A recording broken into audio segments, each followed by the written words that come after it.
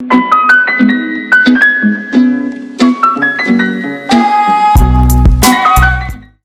tout le monde, minasan konnichiwa, good morning everyone. J'ai plein de challenges que je me lance régulièrement et du coup je me suis dit que j'allais faire un live sur ce sujet, sur les challenges. Pourquoi je me lance des challenges aussi souvent? Par exemple, à titre d'exemple, là en ce moment, je suis en train de coacher l'équipe de ma fille en 4th grade pour Odyssey of the Mind. Donc elle va avoir une sorte de compétition et je me suis portée volontaire pour être coach de cette équipe et en fait ça me demande pas mal de travail.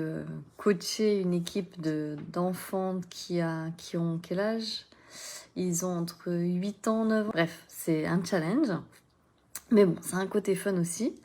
Et puis, j'ai un autre challenge ce week-end. Je participe à un concours de public speaking.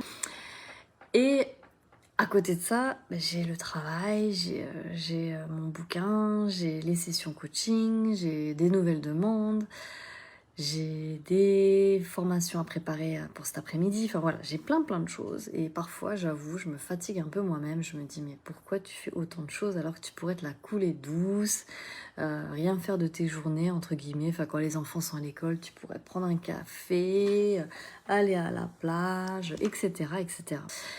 Et en fait, je me suis demandé pourquoi, et en fait, je réalise que pour moi, c'est vraiment me sentir vivante, quoi. Quand je fais plein de choses, en fait, déjà, c'est des choses que j'aime, et je me sens comme... Ouais, j'ai ce feu intérieur, là, qui fait que je peux faire plein de choses. Et souvent, vu de l'extérieur, notamment mon mari, Anna, me dit souvent, mais oulala, tu fais trop de choses, tu devrais lever le pied. Et en fait, c'est là où je voudrais en venir, c'est qu'en fait, on est tous différents et que c'est important de s'écouter, d'écouter notre propre énergie et de se dire, ok, moi, c'est comme ça que je fonctionne. Mais en fait, on n'est pas tous pareils. Et du coup, je voudrais vraiment le dire parce que très souvent, quand on regarde les autres faire, les autres aller à fond, les autres faire plein de choses, on se met la pression, on se dit, ah, mais pourquoi moi je suis pas comme ça? Pourquoi je suis feignante? Pourquoi? Et on se juge alors qu'en fait, on est tous différents.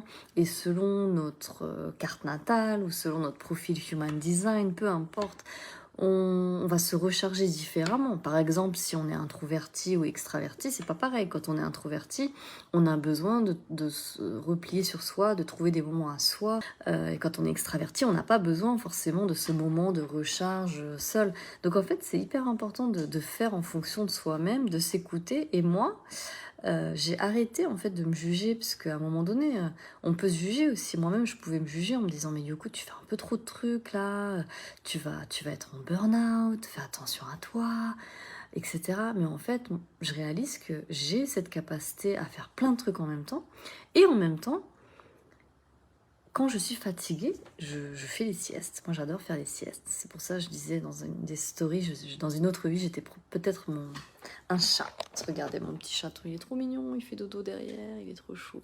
Bah voilà, on est tous faits différemment. Donc, d'où l'importance de bien se connaître, de prendre le temps de se connaître, de se découvrir, de s'écouter. Et notre cœur ne ment jamais en général. Il sait ce qui nous fait vivre. Puis après, moi, je fonctionne comme ça. Je tente. Si ça me plaît pas, je refais plus, tout simplement. Mais c'est en étant en action, et ça, je parlais aussi hier avec une de mes clientes, c'est que elle était entre deux transitions. Elle hésitait à changer de boulot.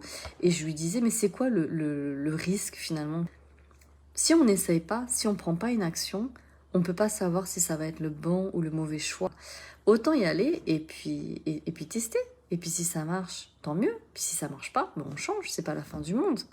Ça, c'est aussi très américain, la culture américaine. C'est se prendre le mur et après, on ajuste, on va au plan B. Alors que dans d'autres cultures, comme la culture française, et encore pire, on va dire, dans la culture japonaise, c'est vraiment... je fais un plan A, plan B, plan C, plan D, plan D, E, et après, je choisis, quoi. Mais du coup, on prend plus de temps à analyser que d'agir. Moi, j'ai pris plutôt le pli américain de j'y vais, je fonce. Si ça fonctionne pas, je réajuste. Voilà, il n'y a pas mort d'homme. Voilà, j'espère que ce live vous aura aidé, qu'il sera arrivé au moment où vous en avez besoin. Et sur ces belles paroles, je vais continuer sur mes actions. À bientôt. Ciao, ciao, matane, sayonara.